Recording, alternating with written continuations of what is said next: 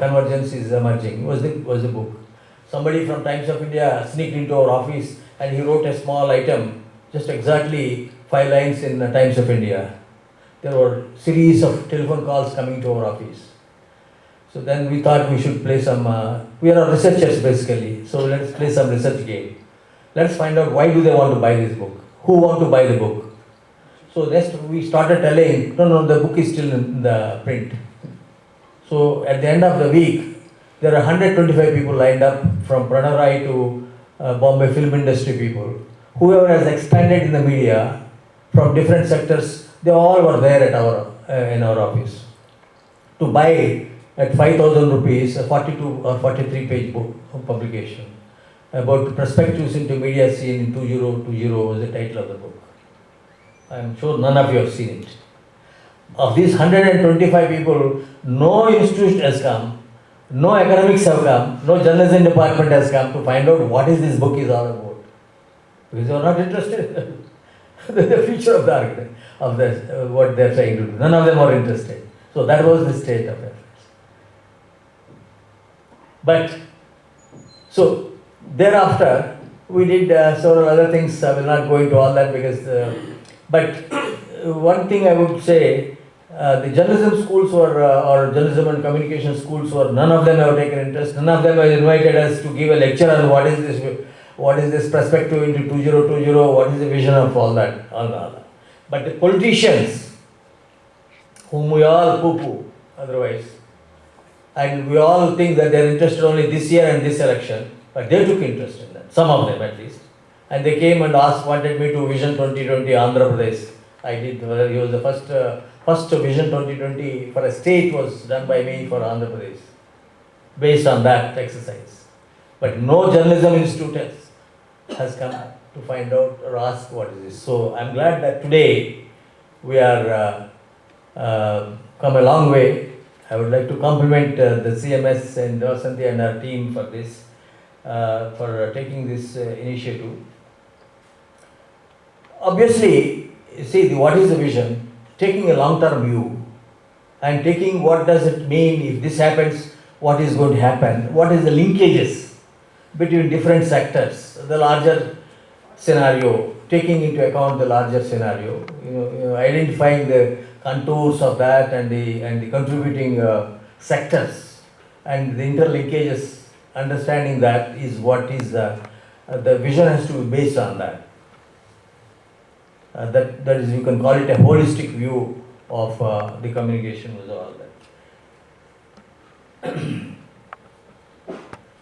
That linkage is what we did, For example, the proliferation of journalism schools. I don't know how many, I think there are more than 700. I don't know that some of them call themselves schools. Shops, some of them could be called shops, some are universities, of course. Some of them are very eminent institutes. They made a good impact. Some of them are here. This meeting, I'm glad that those who really made the difference are here, attending part of this exercise. But if you really look at objectively, what is that for last 25 years? Since the proliferation of the media schools has started. From what I was telling you, what happened in the US in 1968, it happened in India 20 years or 30 years later, but it's now in 25 years.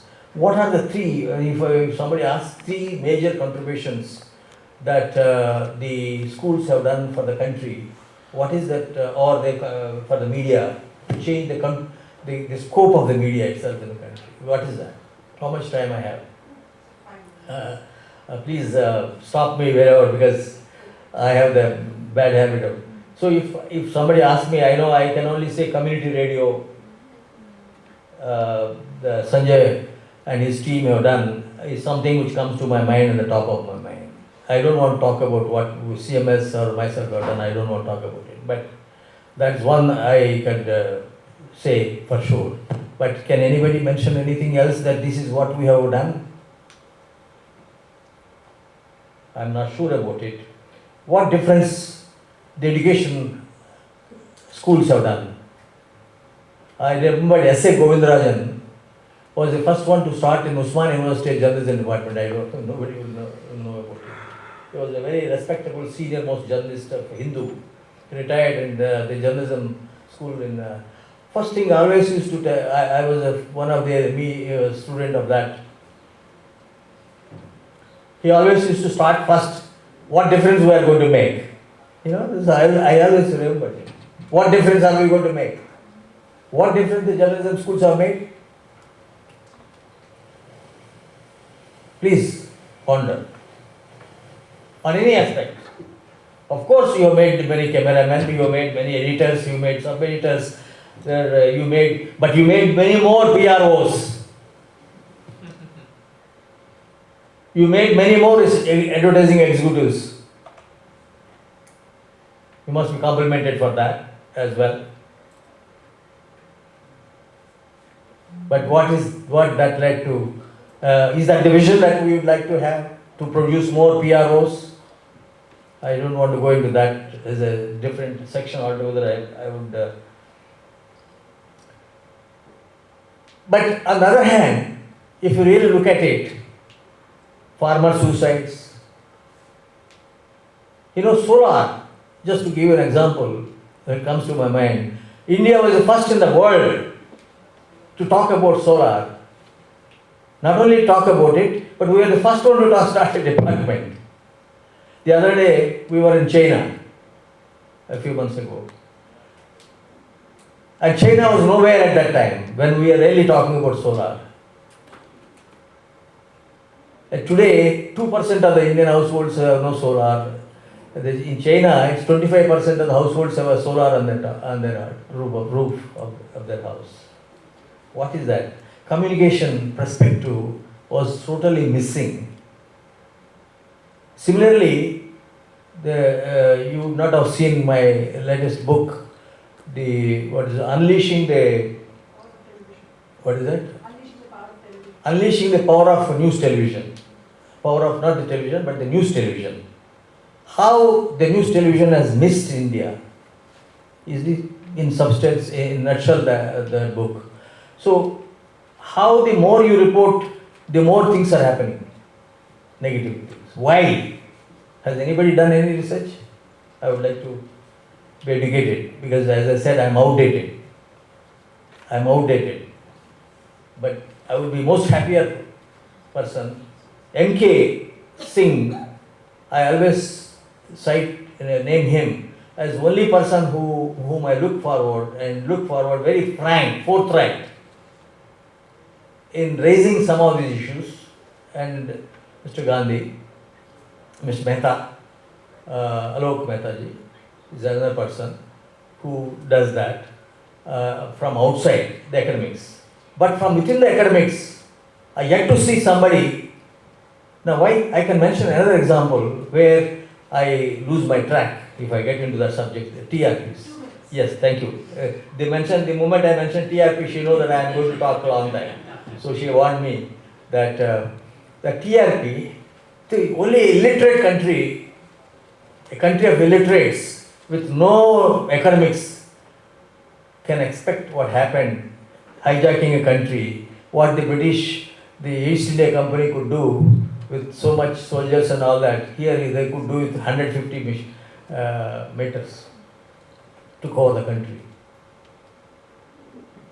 So that was what is the contribution has anybody done what is the kind of methodology they were adopting, or has anybody questioned, or So I feel the academics in the country have not made any difference in enhancing the very scope and unleashing the potential of the media. But what is this media should be like? First thing is, when you think of the vision, you must agree, or you must at least have some understanding. If you need not agree, and I am not for that everybody should agree on everything. I am not for it. But there has to be some. What are these desirables? There are some 10 desirables I have been talking about it over these years, that the media communication scenario should be comprised. One is it should be decentralized, not monopoly. The media, I am talking about media. So why I am talking about this is the media education has to cater to these objectives or these desirables. If it is not catering to desirables, there is something wrong. So, accessibility and affordability, I will cut short. And of course, the entry opportunity. You know, if somebody wants to enter into the field, younger people are bright today, nobody can say otherwise. But if they want to enter into the field and start something, will they be able to do that? Plurality, which is part of the interactivity. Safeguard the effects, impact. Because this country is so many inequalities are there. The safeguards are always have to be there.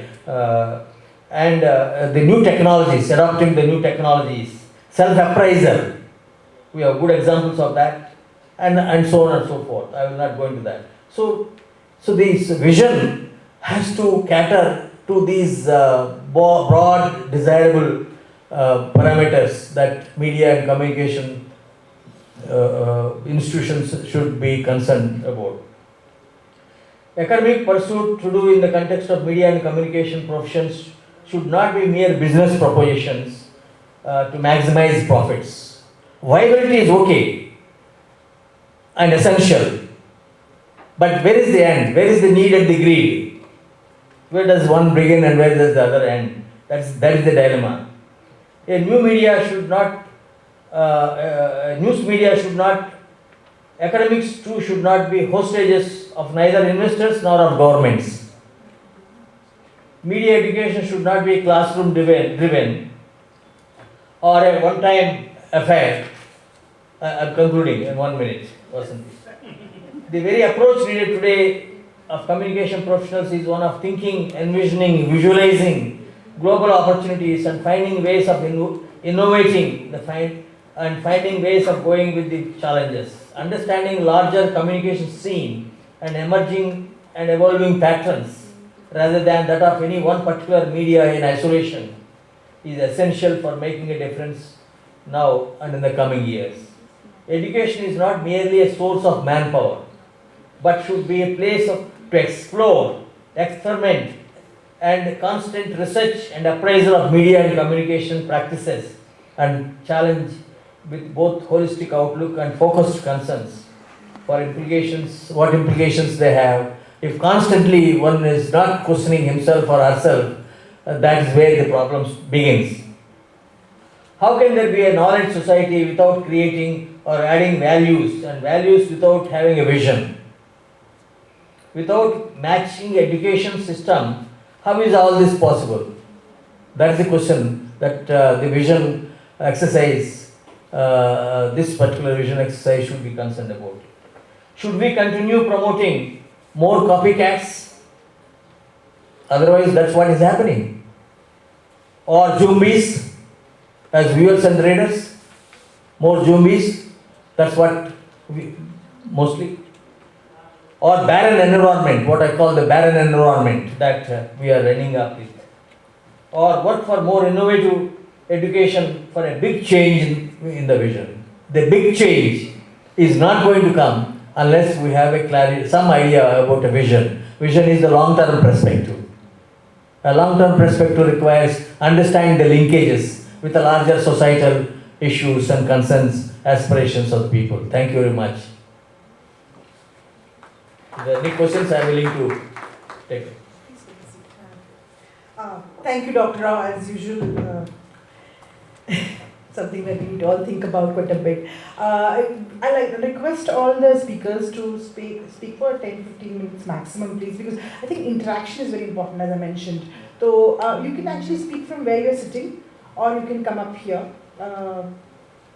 I would like to also invite two more guests who are here. One is our friend Nidish Tyagi, who is editor of the Hindi services of the BBC World Service. Nidish ji, aa jaiye. And Mr. Alok Mehta, who's here also. So please come onto the stage. Not because the stage and this is any difference, it's just that we can see you better, that's all. So let me actually just give the floor to Mr. Sanjay. I think he has a very contrary viewpoint of what Dr. Rao has. So I think we should listen to that. And then I'd like to ask Mr. Sanjay to also moderate the session a little bit, because I think we can go out of hand quite a bit because there's so many people speaking, which direction are we leading to. So can I ask you to take the floor now, sir? and say your initial words, and then also give the floor accordingly to our colleagues on the dais. Thank you very much. I'm sorry to put you on the spot.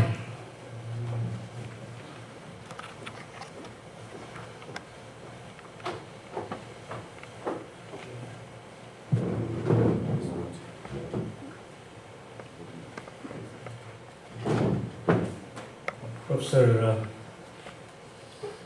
Bhaskara Rao, distinguished fellow panelists and colleagues from the industry and also from the academia, a very good morning to all of you. The task has been made, I thought that I was only presenting, but now to moderate means that I have to be conscious of my own time and also the time factor of others.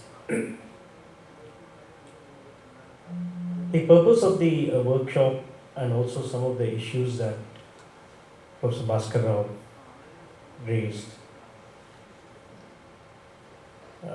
doesn't seem to, at least the perspective doesn't seem to give a bright picture. Before we lapse into a state of despondency, it's also important to recognize that if you are focusing on education and not necessarily always training, we have had a fairly long history of that process of education, particularly to begin with in the university system, of which Bhaskara Rao has raised a lot of pointers and fingers as to what is it that we have been doing or we are capable of doing in the then, now, and probably in the future. There's also a dimension of research which has been flagged, and of course the whole conception of the changing contours of media industry. Now it is into this triangulated axis that we as educators should probably pitch in our efforts. Perhaps the human resources estimation, projection and requirement is loosely available now and then at some industry forums, wiki summits, and also some analysis by the National Skills Education Framework of the Ministry. By the way, the National Skills Framework describes media as one of the high targets for vocational education in the country. It is listed as one of the 97 desirable entities where it wants to make institutions respond to whatever policies it wants to pursue. Now the problem begins when, particularly in our country, we mix up nomenclature, and when we mix up nomenclature, we have problems in connotations of what those nomenclature mean. Earlier we were very clear that journalism is a process and a professional time in the process, and communication was a larger societal issue in which media, apart from many other elements, would perform a role. But somehow along the line, the communication function in which media is a constituent element was relegated, and constantly the effort began as to how do we bridge the gap between what we teach and what people expect. And this is what people expect is what probably the industry wants. But look at the paradox of the Indian situation. Till the so-called LPG, not the LPG syndrome, the liberalization, privatization, globalization syndrome, what was the media matrix? And what is the media matrix today? And what is likely to be the media matrix tomorrow? I think these axes of various periods also allow us to introspect. Did we see the future? That media would expand so much in India? Probably none of us saw the future. We knew the potential, but did we see it was a surgical intervention of a particular aspect of liberalization that spawned the media expansion of the kind that we have today. So which industry, which forecasting body in the country could have anticipated or even interviewed at that particular stage? This is question number one. I'm not trying to be defensive as to what we did or what we did not. Vasant has already flagged that we did not go into history. But these are very important aspects as to how is it that a training institution, a university, positions itself in terms of, see, it's very easy for a 1 hour, 1.5 hour talk to talk about what is there, what is not there. Imagine a situation of a 4-semester, 5-semester, 6-semester program in which a holistic, grounded professional has to come out. And that is one of the aspects that needs to be recognized. Now we have representatives on the panel who are highly experienced. Some of them are vice chancellors of comprehensive universities of journalism, a very big step in the education scene of the country. Some of them, as Professor Bhaskara Rao pointed out, being within the industry, they have reflected on not only their practices and professions. So when somebody asks this question, media and communication is not necessarily the 405 channels or 800 channels and the MEA figures. Media is also a people's medium of communication today. There are sectors that are involved. There is a state sector which is active in communication. There is a civil society sector which is active in communication. There is also the corporate sector which is active. If you are looking at a vision, all of them are generating content for different constituencies, for different. Should the focus then in the training institutions be on production of appropriate content? The dynamics of producing content, is that the challenge of training? Once you do that, the adaptability potential of that person to fit into an organization and produce the content of the expectations that that particular agency has is complete. What we have today is a demystified digital technology space. Universities, as Professor Bhaskara Rao pointed out, were always under strain with a high equipment base.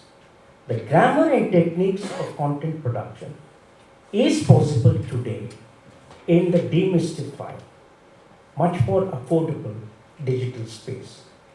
I have been in meetings with my university colleagues where today we don't talk anymore about equipment. We don't talk anymore about spaces.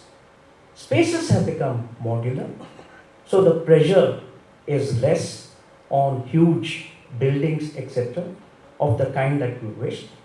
So what is happening is there is a compression of what we can do in less space, less resources, but to a much more diversified sectors of content production. Finally, before I throw it open to my colleagues and then I can come back as a winding up session, is that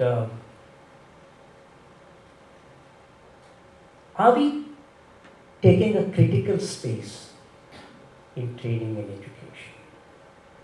Have we contributed enough?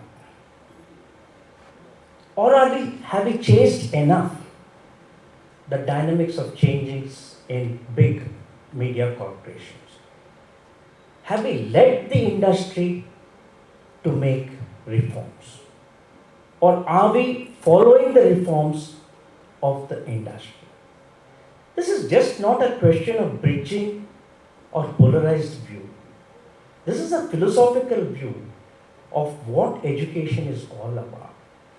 If I am not critical of my societal framework in which all kinds of communication, including media, is not taking place, I would visualize that henceforth training and education institutions will have a larger critical space because the intersection in the economy is much more complicated, much more challenging. So, critical space, honing the skills of the demystified digital space, being conscious of the ethical dimensions. Ethical dimensions is a very highly important aspect because the political correctness or incorrectness of our society is highly stratified today. It is what we say on media is, what should I say, ghee and shakkar in Delhi, but not be ghee and shakkar in Tirunelveli, in Tiruvallur, in Nagarkoil, or in some other places. So this is where the national media that we are talking about, its challenges. The so-called regional media and its challenges. And finally, community media, alternative media. We have to prepare ourselves to people being producers of content and posting. He may be in the bank, he may be elsewhere, but the passion to produce content is also a challenge of communication and training institution. What valuations are going to come? What is the commercial nature of education, etc.? I have some views, but I don't want to get into that. But these are my opening remarks. And since the panel is representative of all the sectors, I would invite probably Professor Kuthiala to give a university macro perspective on the vision. Then we could request industry people, then once again come back to this. Professor Kuthiala, please. Thank you very much.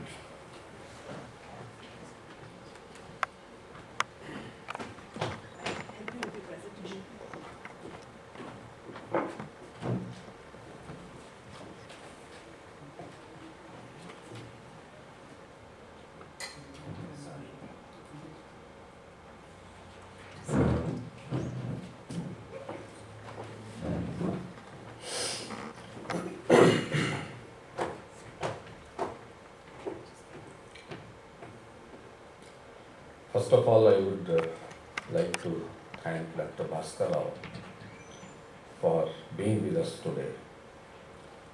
And I must tell you, Dr. Rao, that your leadership is very important for us today. And I can see your total life's contribution in arranging this very important colloquium. And when you say that you feel irrelevant, I think you are wrong. You are still very relevant, but some of your ideas, I will take the risk of saying that they are correct, but today's environment they may be irrelevant. They are correct. When you say that a media education or a media industry has to be viable but not profit-making, then you are correct. But unfortunately, the idea becomes irrelevant. And the vision document that you produced long back, I think 85 or like that, it is still relevant, and it still gives us a kind of input when we start thinking about what should all we be doing. And Vasanti asked me to tell you something about the university. Vasanti, our name is Makhalal National University. The next 2-3 words are very important. Makhalal National University of Journalism and Communication. And it is a unique university with a unique act. It is a national university, but created by the State Assembly. And that way, Vice President of India is our Chancellor. And Chief Minister of Madhya Pradesh is our Chairman. It is a very different new experiment, started in 1990, and we are into the silver jubilee year of our university. And if I start talking about my university, I can take any amount of time, but I'll only tell you that 2-3 things are important to tell you, that we have diversified into all areas of media and communication, including entertainment and technology. Second is, we have launched a project of writing textbooks with Indian context and Indian case studies. 11 textbooks are already published and 10 are in the process of publishing. We are trying to create books which are bilingual, that is, each book has to be in English and also in Hindi. Third thing is our research projects. We have launched a project which is called प्राचीन भारतीय परंपराओं में संचार की अवधारणा. That is the concept of communication in the ancient Indian scriptures. We have done it with Panini, we have done it with Bharat Muni, we have done it with Aurobindo, we have done it with Vivekananda. We are in the process of finding communication models and principles in the Narad's 84 Bhakti Sutras. Those all 84 Bhakti Sutras are the principles of communication, human communication, and we are working on that also. And last thing that I would like to mention about this Makhalal University is that Makhalal is a role model of Indian journalism and communication industry. He was a freedom fighter, a poet, and a journalist of courage. He even had the courage to declare that if Mahatma Gandhi speaks against the revolutionaries like Bhagat Singh, my newspapers will not publish Mahatma Gandhi's statement. He was that kind of thing. We can talk about it, but I will request you to have a look at our website and see the kind of courses. We have 37 courses, and we almost extend into the latest we have added is MA New Media Design, and BBA E-Commerce. This is the kind of thing that we are doing. Now coming back to the vision. I think everyone sitting here, at least those who are in academics, have a vision today. I may have a vision for my university, another person may have a vision for his or her department in the university, or somebody may have a vision for the for a structure that he or she wants to create. Everybody has a vision, and thanks to CMS and particularly to Vasanti and her colleagues to take the courage to bring together all stakeholders in this hall. I think for that, we thank you for that, and that's a great thing that you have done. And if we can share the visions that we have at individual levels, then we can definitely create a collective vision, and that collective vision can be the action plan for the next few years. And I'm sure there would be many overlaps between the individual visions that we have, and including the people who come from profession. When we started working on this document, when we received an invitation and we sat together and thought about it, we first of all we created a very academic document, and in which we did a study of all the universities and the private media educational institutes, and a very strange kind of data came to us, and it was a strong disconnect between what education is and what education should not be. It was a revealing thing. Then my colleagues told me, sir, why do you want to create a situation where everyone gets depressed? Why don't you create a situation where everyone feels happy about what is happening? And that is what I'm going to make a presentation to you.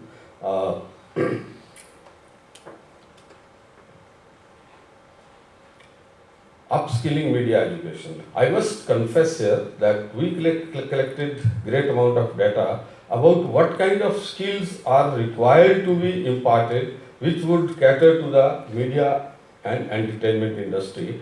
But I was so surprised, and I used to be very skeptical about FICCI reports, 6 monthly reports on media and entertainment industry. I was very skeptical because a few times I found that their data was not reliable. But this time, the 2015 report, 2015 report, I think it has done a great job. And it has done a great job by what we should have done earlier. But that FICCI report does it. And there is a small chapter on where they identify the various skills that need to be imparted in the education and journalism and media education institutes. I think that becomes very important document for us to work on. And but before that, let me put the situation. Few years ago, I had the good opportunity to work with Professor Bhaskara Rao at Indian Institute of Mass Communication, and there also another thing is that becomes very striking to me is that there was no time. I started my career in media research and education